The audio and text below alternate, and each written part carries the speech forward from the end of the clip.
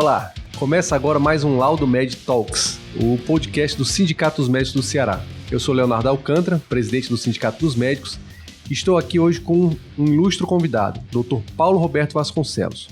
O Dr. Paulo Roberto é mestre e doutor em cirurgia pelo Departamento de Cirurgia da Universidade Federal do Ceará e também professor adjunto da Faculdade de Medicina da Universidade Federal do Ceará, também pelo Departamento de Cirurgia.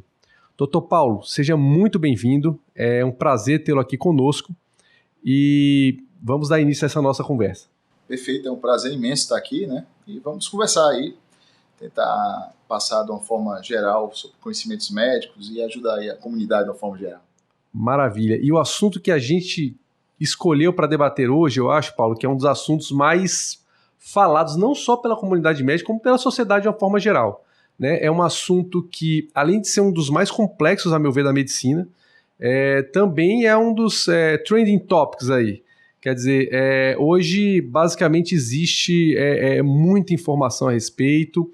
E quando a gente fala de informação, você tem informação boa e informação ruim. Sim. Então, eu acho que esse é um momento importante que a gente pode desmistificar muita coisa e trazer uma pegada de conhecimento qualificado para esse tema. Perfeito. E o tema de hoje, pessoal, é obesidade. Vamos aqui tentar ter uma conversa descontraída e informativa sobre obesidade. Paulo, quando a gente fala de obesidade, de gordura, a primeira imagem que as pessoas têm é de que é uma coisa ruim e negativa, mas parece que não é bem assim, né? Depende de como você olha para esse problema, não é isso? Exatamente.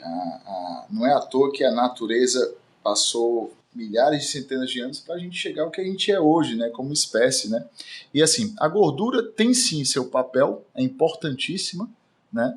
E a gente vai tentar explicar aqui de uma forma geral, explicar como é que funciona essa questão da gordura e para que serve a gordura no corpo humano. A primeira coisa que a gente tem que entender é que a gordura, na verdade, o triglicerídeo, né, digamos assim, ele é igualzinho ipsilídere à gasolina. A nossa, que a gente usa como combustível. Eu botei até no diapositivo aqui em cima, vocês podem ver depois aí, uma molécula de heptano e isoctano, que são a gasolina, né? Que são as octanagens. Já ouviu falar de octanagem? Quando a gente vai abastecer o carro, aqui no Brasil... Tô lembrado lá das aulas de química. Pronto, quando a gente vai abastecer o carro, quanto maior a octanagem da gasolina, mais potência dá no motor, né? Então isso aí, na época, na década de 70, aqui no Ceará, em Fortaleza, o pessoal ia abastecer algum carro, aqueles carros que bebia muita combustível, né, que não tinha aqueles problemas de falta de petróleo e tal, ou guerras da Ucrânia, então o pessoal ia abastecer o carro no aeroporto porque a octanagem era mais alta e o carro acelerava mais, exatamente a molécula, né, da gasolina. Enfim, o que eu quero dizer com isso? É que se você explodir essa molécula, como ela é altamente energética, ela vai gerar energia e isso pode mover o motor de um carro. A natureza é muito sábia disso. A gente não pode usar o motor de um carro aí, a gente não pode usar para fazer explosão celular. Então a gente usa uma maneira diferente de utilizar essa gordura, né? essa energia química, que a gente usa os triglicerídeos, que é a gordura, que na verdade é uma molécula muito semelhante à da gasolina, né? Em 3 cadeias de carbono, que são os triglicerídeos. E a gente armazena isso nos tecidos adiposos. Aí, por que a gente utiliza a gordura? Né? A gordura tem vários papéis. Como eu falei, elas são moléculas que, digamos assim, têm energia dentro delas, né?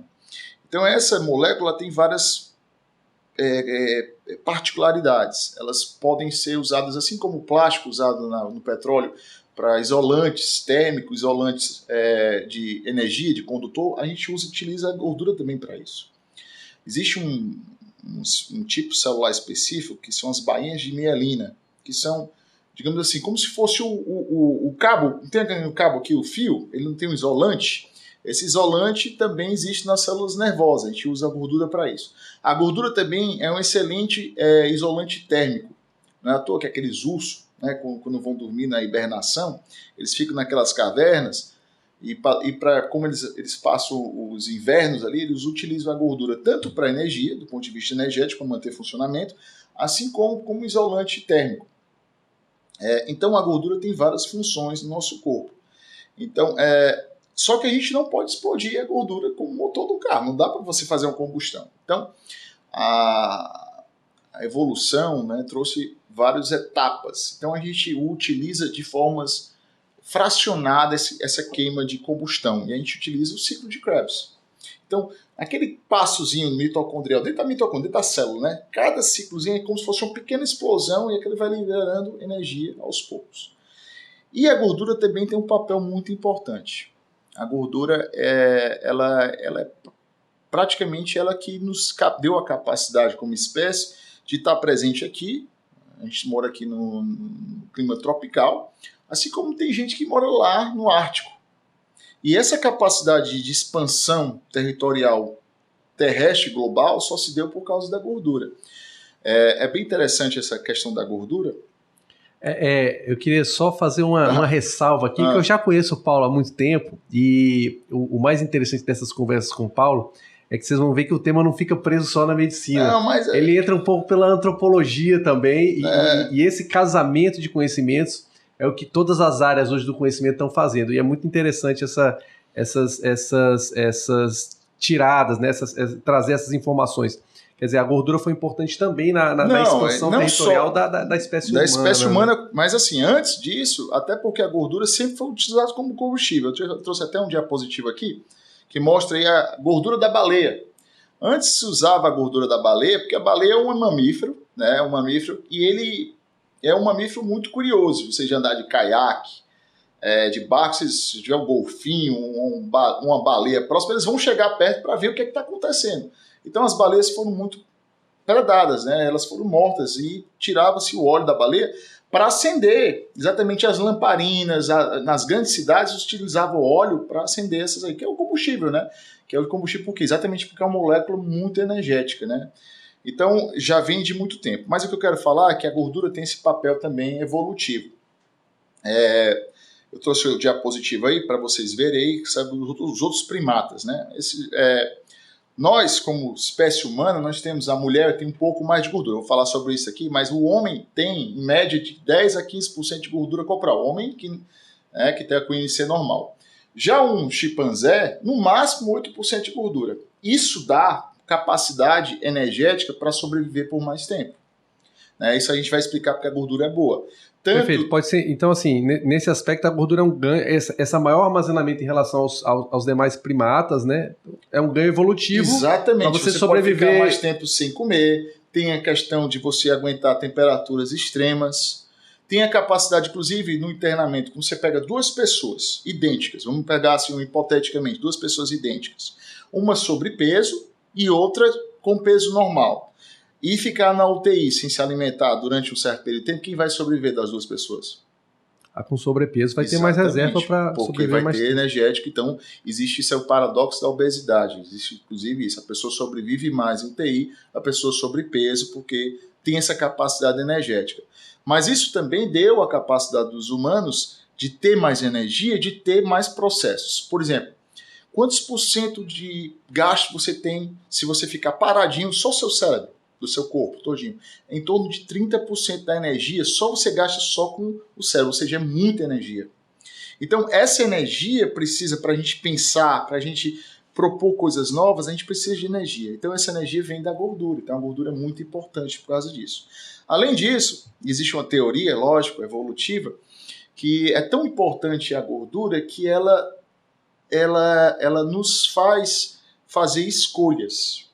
Eu vou dar um exemplo aqui, que a gente gosta até de dar um exemplo para meus amigos e tal, sobre a questão de mulheres bonitas. As mulheres bonitas, digamos assim, mais atrativas do ponto de vista sexual, são as mulheres das bundas maior, digamos assim, né, dos quadris mais largos. Por que acontece isso?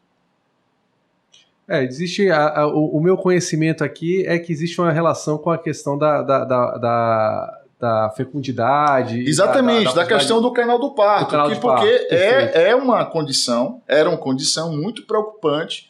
A gente não tinha acesso à medicina, não tinha acesso à cesárea. Então as mulheres morriam no parto, no trabalho de parto. Então os homens escolhiam as mulheres que tinham os quadris mais largos exatamente para ter a questão da reprodutividade, para ter descendentes férteis. É o dogma geral da biologia. Nasce, cresce, reproduz e morre. Então a gente meio que programado para isso. Então, os países que viviam em regiões que não passavam por muitos frios intensos, mudanças climáticas, como os latinos, a maioria dos povos latinos tem essa predição por mulheres dos quadris largos. Já os povos que viviam ao norte do mundo tinham mulheres dos seios mais fartos, ou seja, seios maiores, né? São os anglo-saxões. Exatamente porque a mulher com maiores seios tem mais capacidade de prover a questão da lactância, ou seja, de dar provento aos filhos. Então tem tudo isso, e isso tem a ver com a gordura, e a gordura meio que modifica até mesmo nossa capacidade de alocação no globo terrestre, de conseguir estar presente em várias regiões do mundo, assim como dá esse aspecto evolutivo e esse arcabouço energético para que a gente tenha um encéfalo mais desenvolvido e capaz de ter até 30% do gasto energético total global do corpo. Então a gordura tem um impacto muito importante para nosso desenvolvimento como espécie. Não, que maravilha. Então, assim, a gente já começa esse papo, né, desmistificando, né? Hoje em dia, na nossa sociedade aí, século XXI, a gente tem aí essa, digamos assim, a gordura humana, a gordura corporal, ela tem sido, usando um termo moderno, cancelada, né? Como se ela fosse de todo mal.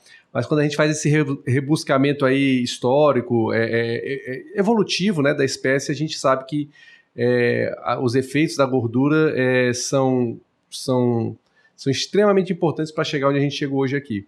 Exatamente. Então a gente tem essa importância da gordura no próprio desenvolvimento da espécie humana.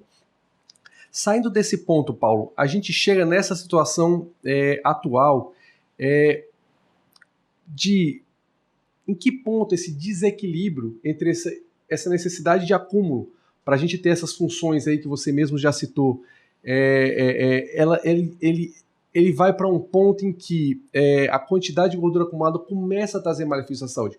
Porque ao passo que a gente sabe, a gente falou dos benefícios, a gente também tem os malefícios, que é o que se fala mais atualmente. Exatamente. Então, assim, vai ter uma hora que a gente tem um acúmulo maior do que o necessário, e isso aí vai começar a trazer problemas para a gente. Isso aí é a doença, né? A doença, aí você entra na esfera da obesidade. Aí quando você sai, digamos assim, dos limites normais, né, e vai para a obesidade, né, que é acima do peso, o IMC acima de 29, né? Mas só antes, puxar um pouco aqui, lembrando que, historicamente, a gordura não era vista como uma coisa ruim, né? Se você pegar os grandes pintores renascentistas, né? Você vê a Vênus, né? Aquelas pinturas todas, as mulheres eram mais, né? Tinham um IMC maior. Isso, né? Essa questão do padrão estético, claramente, quando a gente pega quando a gente pega obras clássicas, principalmente porque quem sobrevivia às grandes doenças naquele tempo não tinha tratamento para muitas doenças. Então quem sobrevivia eram as classes mais, digamos assim, que tinham mais poder aquisitivo, ou seja, tinha mais capacidade de comprar comida, ter comida. E quem não tinha comida era pobre, desnutrido. Então a gordura era um símbolo, digamos assim, até de saúde, né? Sim. De status social, que refletia na saúde, né? Nessa capacidade de passar por momentos aí de sobrevivência. Basicamente perfeito, é isso, né? Era o status, né? Você ter gordura era sinal de que você era rico, né? Você tinha capacidade, ou bonança, né? Mas enfim, nós temos células especializadas em guardar gordura no nosso corpo, que são os adipócitos. Essas células, elas funcionam exatamente para isso. A única função delas é guardar a gordura. Os adipócitos aí uma célula, é um reservatório de gordura, né? Basicamente é isso. E você tem digamos assim, um espaço limitado de gordura no seu corpo. Tanto que o pessoal faz tratamento de lipoescultura, etc. Eles tiram esses adipócitos aí. Porém, se eu não tenho um adipócito e estou comendo muito, essa gordura vai parar em outro canto. Onde é que ela vai parar?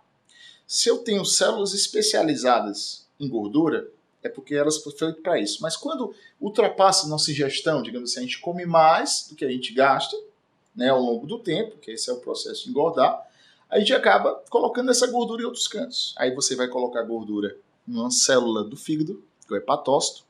Você vai jogar a tua gordura numa célula do pâncreas, que vai dar uma inflamação, que aí vai levar para outras doenças. Você vai jogar a tua gordura numa célula, num vaso sanguíneo, e por aí vai. E essa incapacidade da célula trabalhar com a gordura, porque você é bom, qual a sua especialidade, Leonardo? Eu sou radiologista, né? Excelente, que eu conheço bastante. Mas imagina aí se você for fazer um trabalho de um reumatologista. sei, eu teria dificuldades. Eu também. Porque a gente acaba o radiologista, eu não, todos os radiologistas, a gente tem até umas piadas no meu médico, né? Então, assim, de fato, realmente, qualquer intervenção clínica, né? A gente que já está há mais tempo aí numa área que é de suporte, de auxílio ao diagnóstico, a gente ia sofrer bastante. Então dúvida. a gente acaba aqui se especializando em várias áreas da medicina. Assim como nossas células também. Nós temos células especializadas em guardar gordura, que são os adipócitos. Nós temos células em processamento de metabólitos, que é o hepatócito, que é do fígado. Tem células especializadas em transmissão nervosa, que são os neurônios. Então, cada célula é como cada macaquinho no seu galho. Aí você vai jogar gordura para uma célula que não é capaz de guardar gordura com tanta eficiência. Vamos botar o hepatócito, que é a célula do fígado. Ela começa a trabalhar, juntar gordura lá dentro do citoplasmazinho dela lá. E ela vai fazer outros processos. Então, ela acaba se confundindo nesse processo e isso se chama de inflamação.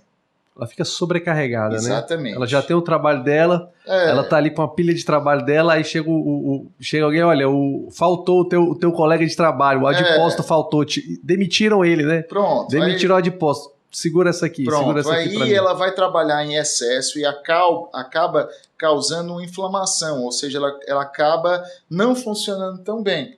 Então, esse não desempenhar da função dela primordial acaba causando problemas. E isso a gente chama de inflamação da obesidade. A obesidade acaba delegando essa gordura para vários tipos celulares que não eram acostumados para isso, e eles não funcionam tão bem. Então isso vai dar esteatose hepática, que é a gordura no fígado, vai dar uma inflamação pancreática, vai acabar não regulando tão bem a questão da insulina, da glicemia. Isso pode dar também, em termos neuronais, a termos de glândulas do tecido endócrino. E isso vai acabar causando várias intercorrências, que a gente chama síndrome X ou síndrome, enfim. Mas todos isso são relacionados a problemas causados pela obesidade, porque eu não consigo, digamos assim, nosso corpo não consegue trabalhar com tanta gordura. E a gordura, quer queira ou quer não, apesar dela ter uma alta capacidade, uma densidade calórica muito boa, mas ela pesa também. E isso vai também trazer problemas osteomusculares. O teu osso é o mesmo osso de se você tivesse com 120 quilos. Vai ser o mesmo, ele vai ter que aguentar, digamos assim, uma carga muito maior. É bem simples, eu falo bem para os pacientes assim, imagina aí, você pega uma mochila de 20 quilos e coloca nas tuas costas desde manhã cedo e passa o dia todo com ela. No final do dia, quando tu tirar, tu vai sentir dores. Vai sentir dores no calcanhar, vai sentir dor no joelho, na região lombar. Por quê? Porque é um carga, é um peso. Então esse peso você tem que carregar e isso vai ter problemas. Então os problemas maiores da obesidade quais seriam? Essa inflamação, que causa inflamação disseminada no corpo. Isso pode dar vários problemas, a gente pode citar depois que seriam os principais, assim como a questão osteomuscular, né? Você tem peso, você tem uma maior carga e isso também gera problemas para o coração, para ele bombear o sangue para vários, o tecido aumenta, né? O volume corporal aumenta, então vai aumentar muito a tua demanda, né? Do coração, etc. Perfeito. Então, como eu falei no início, eu sempre achei a obesidade um problema extremamente complexo, exatamente por essa característica multissistêmica, né? Então, ela só essa questão de inflamação e sobrecarga ela praticamente atinge todos os sistemas que a gente tem, né? Incluindo com processos favorecendo processos cancerígenos, a aterosclerose, que é a doença que mais mata a humanidade através dos AVCs. Deixa eu só botar um vídeo aqui, né, Léo, que é interessante, que é um vídeo mostra, que inclusive o vídeo do nosso colega João Flávio, que ele mostra aqui uma cirurgia endoscópica do ouvido, e aí é o ouvido interno da gente, certo? Perfeito. E você vai ver aí os vasos, tá? E o que esses bichinhos passando aí no vaso? Você dá pra ver aí? São as hemácias passando. Exatamente, as hemácias. Então, a gente depois coloca do ladinho assim. Mas ó, tá vendo aí as hemácias? Ou seja, isso aí, se você tem gordura, se dá pra ver os olhos, né? A gente tá vendo aí, imagine isso aí em vários tipos de vasos. E assim, quando a gente fala de placas, né, de colesterol, etc., a gente sempre fala de AVC e de infarto. Perfeito. Só que isso aí é a ponta do iceberg. as primeiras intercorrências que dão são exatamente desses vasos bem fininhos, né? Que são as arteríolas, né? E essas artérias são da finura do cabelo da gente, ou seja, bem finas mesmo. E elas estão mais presentes no nosso encéfalo, nosso sistema nervoso central, e outras células mais. Mas, assim, as primeiras intercorrências que a gente tem, nessas placas de formação, a gente começa a não lembrar bem de onde colocou as coisas, memória de curto prazo, onde deixou a chave, né, onde é que está o nome daquela pessoa, ou a gente tem dificuldade de fazer cálculos matemáticos, né? O homem começa a ter problemas de ereção, até porque, né, a questão é totalmente vascular, né? Exatamente. Então tem muita coisa a ver que a gente acaba passando batido, né? Mas tudo tem relação com a questão da gordura em excesso. Perfeito, perfeito. E, bom, é muito claro, né? Acho que tanto para a comunidade médica como para a sociedade geral, que é quem ouve aqui esse nosso podcast, os problemas decorrentes da obesidade, né? E por quê? Por que da obesidade? Por que o nosso organismo... Por que a obesidade? Porque tem tanta obesidade, né? Vamos lá. Porque exato, porque a sociedade como um todo, e assim, né? A impressão que a gente tem é o seguinte, é uma predominância de obesidade talvez na sociedade ocidental, se a gente for olhar o globo como um todo, sim, a humanidade, uma predominância na sociedade ocidental e um aumento, uma crescente, né, no século XX para o século XXI. A gente também tem visto isso, assim, tem percebido isso, e é exatamente isso que tem acontecido? A gente, assim, anatomicamente falando, do jeito que a gente é como espécie, a gente existe há 300 mil anos, né? 97% desse tempo, a gente sempre foi caçador, coletador. Há 10 mil anos atrás, começou-se a revolução agrícola. Ou seja, a gente começou a plantar, domesticar alguns pequenos animais. Ou seja, é uma coisa muito recente. E apenas 300 anos é que a gente começou a Revolução Industrial. Então, assim, tudo que você imaginar de termos que vai para o supermercado, a maioria das coisas são pós-Revolução Industrial. Então, o que foi a Revolução Industrial? Foi uma maneira de você aumentar a demanda, digamos assim, comercial de alimentos para uma população. Então, essa demanda acabou gerando alimentos com maior densidade calórica e proteica também, ou gordurosa. E acaba isso, você tendo pequenas porções levando a alta caloria. Eu estava até um dia desse, a gente estava viajando fora, eu estava com minha mãe lá e ela adora torta e tem um restaurante nos Estados Unidos chamado Cheesecake Factory. É uma rede lá. Tem umas cheesecake, né? Aí a gente estava olhando... Na sobremesa. Né? Uma fatia daquela Cheesecake Factory era 1.600 calorias. Uma fatia. Acho que eu já comi alguns milhares de fatias. Pronto, uma fatia dessa aí... de calorias. Uma fatia dessa dá para, digamos assim, o gasto metabólico basal, ou seja, o que você gasta de energia por dia, é basicamente isso. Então, se você comer uma fatia daquela, do ponto de vista energético, não de nutrientes, né? Estou falando de energia. Perfeito. Porque tem as vitaminas, minerais, que são coisas extras, por isso que a gente tem que ter uma alimentação bem variada. Mas do ponto de vista energético, de energia, uma fatia daquela dá para você, digamos assim, abastecer um ser humano durante 24 horas. Então, tudo o resto que ele come vai para o tecido adiposo, ou seja, vai fornecer obesidade. O que eu quero dizer com isso? A Revolução Industrial trouxe a capacidade de você abastecer uma pessoa de energia com poucas quantidades. Então, hoje em dia, você vai ao supermercado, você compra um pacote de biscoito, né, um recheado daquele, uma batata frita. Se você for fazer a contabilidade, passa de 1.000 calorias facilmente. E é muito mais fácil, você vai sair de casa, você é um dono de casa, tem seu trabalho, tem seus filhos a alimentar. É mais fácil você abrir um pacote de biscoito do que de você preparar uma alimentação, entre aspas, saudável. Você vai requerer tempo, energia, esforço seu para você preparar, pegar um alimento in natura, trabalhar aquele alimento, cozinhar aquele alimento, preparar toda uma refeição para uma criança para poder ela ter uma refeição saudável. Ou seja, requer tempo, dinheiro e é custoso. Enquanto você abrir um pacote de biscoito. Então acaba gerando obesidade. A obesidade é meio que uma coisa inerente da questão da Revolução Industrial. Acaba que a gente tem mais quantidade de alimentos. Esses alimentos têm uma densidade calórica muito elevada. Por exemplo, um exemplo aqui de alimento de alta densidade calórica, o MM. M&M é aqueles chocolates que são, né, que são revestidos, coloridos. Né? Aquilo ali foi feito para a guerra. Durante a guerra, para você concentrar alimentos e manter eles por um shelf life, ou seja, um tempo de prateleira maior, para que eles não ficassem perecíveis, foi uma maneira deles fazerem para aquele alimento, aquele alto poder calórico, ser levado para a guerra. Então o M&M foi criado para soldados de guerra. Então, você nota que... Ou seja, muita caloria em pequenas frações, exatamente. Né? E não perecíveis. Exatamente, né? A mesma coisa com o leite moça, né? Que é o leite condensado. Também foi na guerra. Exatamente. Você concentra o leite para poder depois você novamente... Exatamente. Então, todos esses alimentos acabam... E, além disso, a gente acabou também tendo outros comportamentos. A gente não... Pela questão da internet, questão das facilidades, a gente pouco faz exercício físico, muita gente faz pouco. Então, meio que nos Estados Unidos, tem dados, a gente não tem dados aqui no Brasil atualmente, mas nos Estados Unidos mostram em que regiões mais pobres americanas a obesidade é até maior. E isso tem muito a ver com o nível educacional, porque as pessoas não sabem escolher bem os alimentos.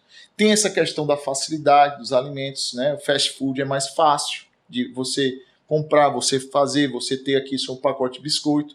E é difícil hoje em dia você trabalhar. Os alimentos orgânicos são mais caros. Vocês vão realmente. Você trabalhar os alimentos acaba sendo mais caro. Você ter uma educação alimentar é mais cara. Então, acaba que a obesidade, a gênese da obesidade é uma coisa nossa em termos de tempo e de evolução humana. Perfeito. E, de fato, os alimentos, principalmente quem vive em centros urbanos, né? Os alimentos que chegam por ter essas características, né? Ter mais tempo de prateleira, ou seja, não serem tão perecíveis, não são alimentos frescos, nem in natura, eles acabam sendo mais práticos e mais baratos, né? Você acessar no centro urbano um alimento in natura, um alimento fresco, um alimento que acabou de ser colhido, é muito mais caro até, né? Exatamente. Outra coisa interessante, Paulo, que você falou é a questão da obesidade em populações de maior vulnerabilidade social. Então, existe realmente uma distinção entre o que o alimento traz de nutritivo e o que ele traz de calórico. Então, existe a possibilidade de alguém estar obeso e estar desnutrido ao mesmo tempo. A maioria das pessoas obesas tem um grau de nutrição, entendeu? Ou desnutrição proteica, ou desnutrição de vitaminas, né? Porque tem algumas vitaminas que elas são... As vitaminas, vitaminas são necessidades humanas, né? A gente precisa daquelas... São geralmente ácidos, ou carboidratos, ou alguma molécula que a gente não produz. Aí vira vitamina, rotula como vitamina. Não. Então a gente precisa dessas moléculas e a gente não consegue isso nos alimentos. Só que existem algumas fontes de vitaminas que são bem, digamos assim, pontuais. Por exemplo, vitamina B12. A vitamina B12, do ponto de vista quantitativo, ela só está presente na carne vermelha. Então, se eu não como carne vermelha, se eu tenho uma alimentação, eu sou obeso, eu só como besteira doce ou coisa, salgadinho, eu não como carne, acabo tendo deficiência do complexo B. Isso é só um exemplo, né? Eu posso ter também deficiência de outras vitaminas, de outros minerais, né? Então, às vezes também, muitas pessoas têm dietas restritas, só come isso, só come aquilo. Então, acaba também gerando desnutrição. Não, maravilha. Partindo aí, então, desse ponto, né? Por quê, né? Por que a sociedade está cada vez mais obesa, né? Por que a obesidade é tão prevalente e tão difícil de resolver? A gente tem propostas terapêuticas, né? Indo para o lado da terapêutica, quais são as soluções, né, de forma geral, que a comunidade científica, a comunidade médica adota para a gente contornar aí todos esses problemas que a gente já falou até agora? Primeira coisa, ninguém quer ser obeso, tá? Ninguém escolhe isso, é uma coisa... Porque assim, eu faço até um desafio aqui para você, eu te dou 10 mil reais em Pix aqui, 10 mil não pode, é 5, né? O limite máximo. Não sei. 5 mil, peraí, vamos fazer aqui. Pois faça lá, o Pix vamos fazer real, viu? Tá, é real. Esse desafio aqui vai ter que ser real, vai ter que fazer um Pix de verdade. 10 minutos se você consegue prender sua respiração. Não dá para fazer. Não dá. Mas isso é um mecanismo fisiológico, assim como se alimentar. Comer também é um mecanismo fisiológico. Então, assim, o que eu quero dizer com isso? Alimentação é uma coisa que a gente vai ter que ter.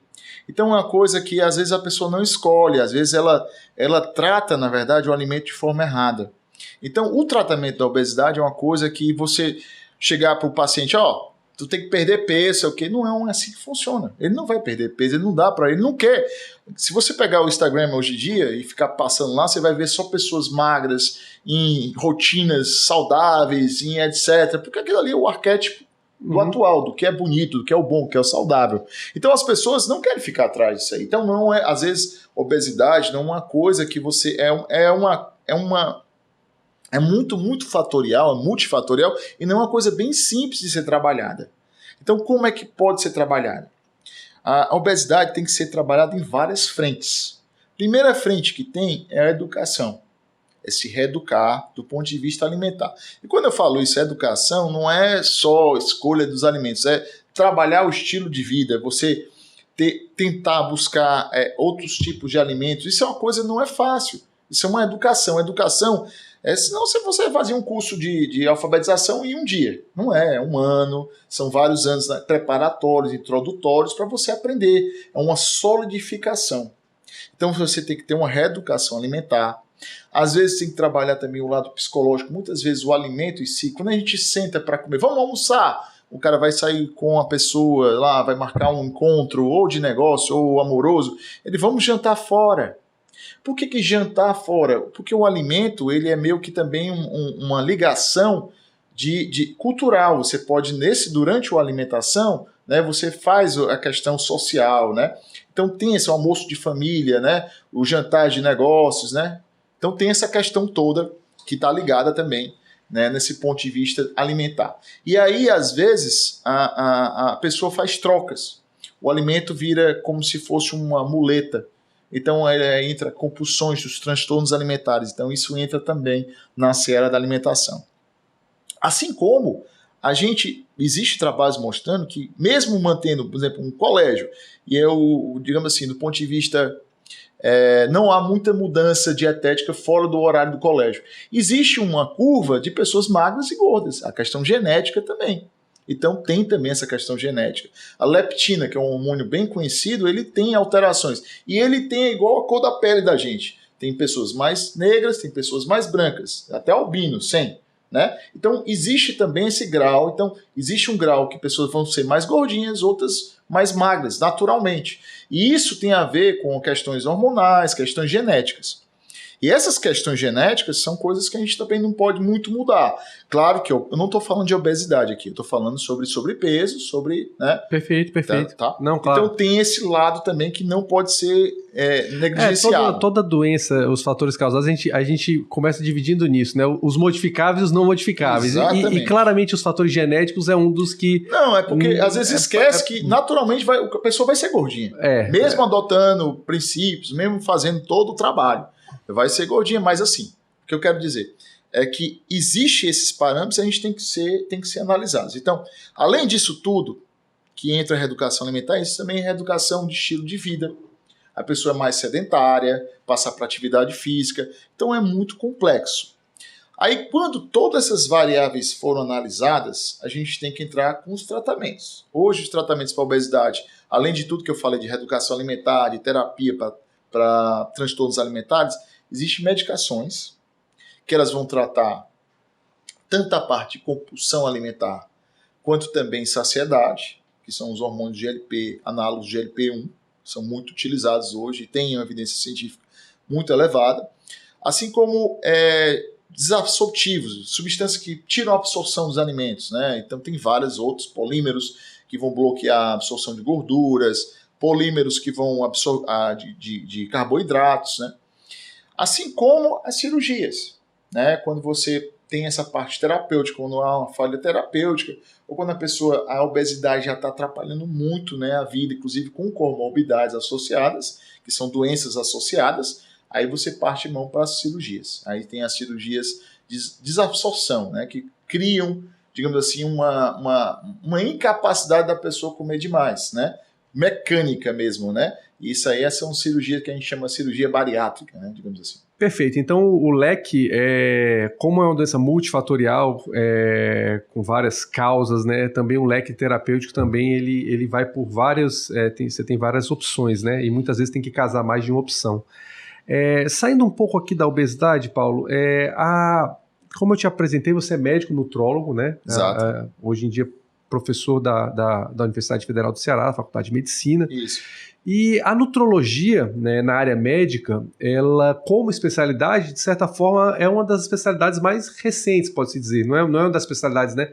Não é uma especialidade das mais antigas, né?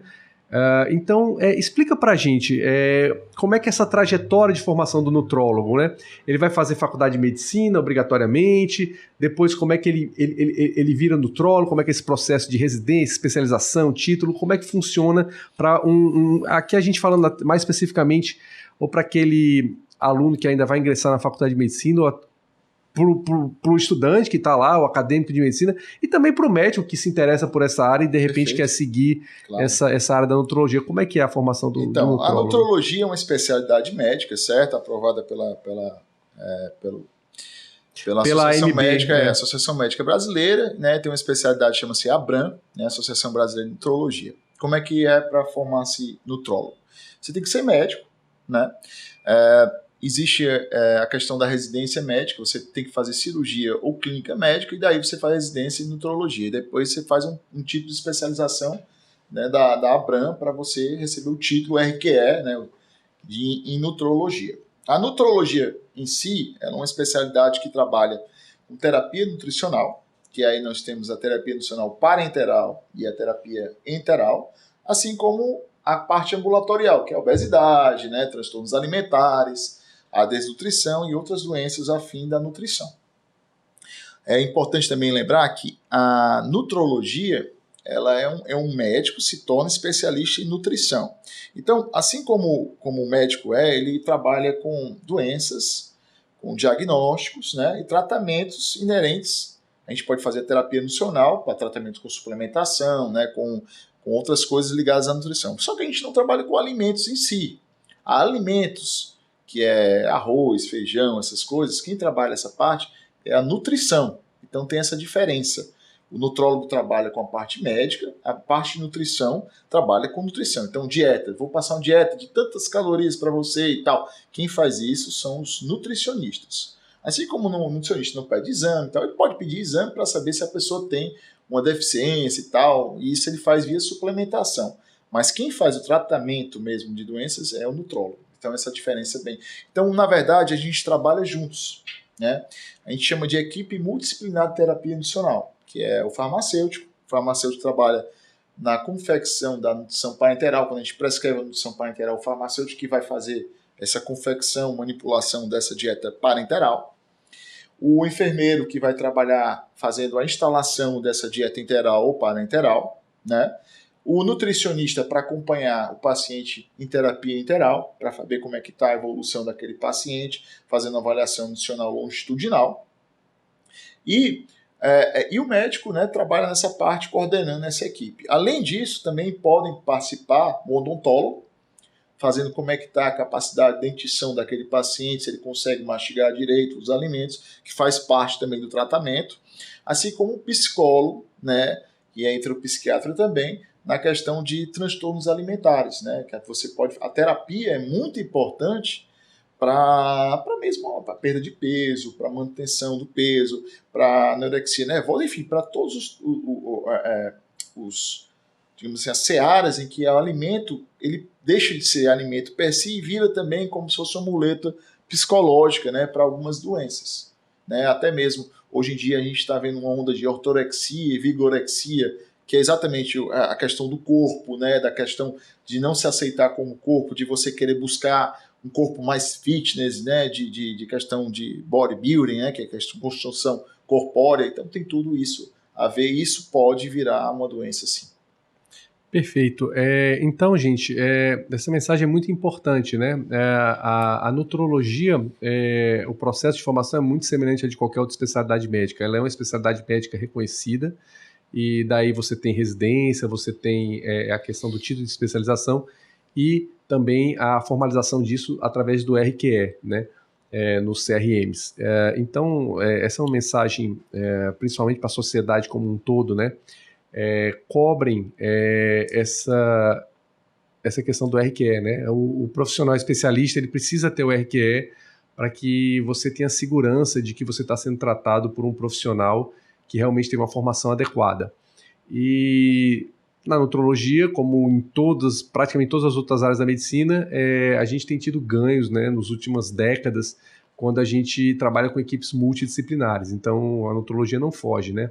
Você vê que você tem profissionais de formações diversas, cada um atuando de uma forma complementar e essa equipe como um todo trazendo um melhor tratamento para as pessoas que estão sendo acompanhadas por aquela equipe. Eu queria agradecer demais, Paulo, a sua presença aqui. Eu que agradeço. Foi um papo excelente. Eu acho que a gente desmistificou alguns pontos, a gente trouxe conhecimento técnico junto com algumas informações que são extremamente acessíveis para toda a população. A gente pode depois até combinar outras conversas. Você no final falou a questão das nutrições enterais, parenterais, também é assunto que a gente pode tratar aqui sem dúvida. Claro. E eu queria deixar aqui para você falar as últimas palavras, uma última mensagem. Fique à vontade, por favor. Não, eu só queria agradecer a oportunidade, né? Dizer que é importante a gente passar os conhecimentos para as pessoas, né? De uma forma bem clara, nada de tecnicismo, apenas dizer. E realmente falar para o profissional, porque a gente tem que procurar realmente profissionais que estejam realmente regularizados, isso é muito importante. E a gente está aqui na UFC, a gente vai em breve fazer nossa residência médica lá, a gente já tem nossa cadeira lá de nutrologia, né? A gente está dando nutrologia para todos os estudantes de medicina. A gente tem também um braço lá com uma professora que a gente treinou também da Universidade de Sobral, lá da UFC de Sobral. Ou seja, a nutrologia está sendo muito importante. Até porque a nutrologia é a terapia nutricional na forma... Quando a gente pega uma prescrição médica num hospital, o primeiro item da prescrição médica é a dieta do paciente. É verdade, é verdade. Nós ali quando começamos a prescrever, ou em alguns estágios, ou então no internato, exatamente, né? Essas evoluções e prescrições é o primeiro item. É o primeiro item, né? Então isso é muito importante e o médico tem que saber. Isso. Né? Tem que saber como é que ele deve orientar ou prescrever o paciente. Então é isso, eu gostaria de agradecer e agradecer pela oportunidade. Obrigado, Paulo. Então, gente, chegamos ao fim aí de mais um Laudo Med Talks. Foi um prazer receber o nosso convidado de hoje e fiquem atentos às nossas redes sociais e também aos canais onde esse podcast é transmitido, né? YouTube, o Spotify e também Deezer. Até a próxima, pessoal.